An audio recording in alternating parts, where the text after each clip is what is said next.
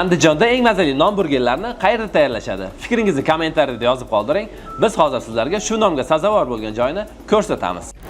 Andijonda salkam 10 yildan beri faoliyat ko'rsatib kelayotgan bu brend kuniga 200 kilogrammga yaqin go'shtlardan Andijon xalqi uchun 1000 dan ziyod non burger, 700 dan ortiq lavashlarni tayyorlashar ekan.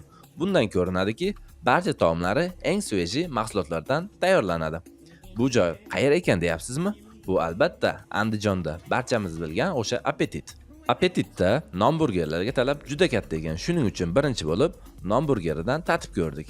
Haqiqatda juda mazali. Menga ko'proq oddiy burger yoqar edi. Endi men ham non burgerga o'tib ketsam kerak. Appetitda menga yana cheesesteak juda yoqdi.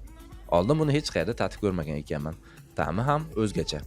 Appetitda salqin ichimliklar, qazili hot-dog, burger, lavash va boshqa mazali fast foodlarni topasiz.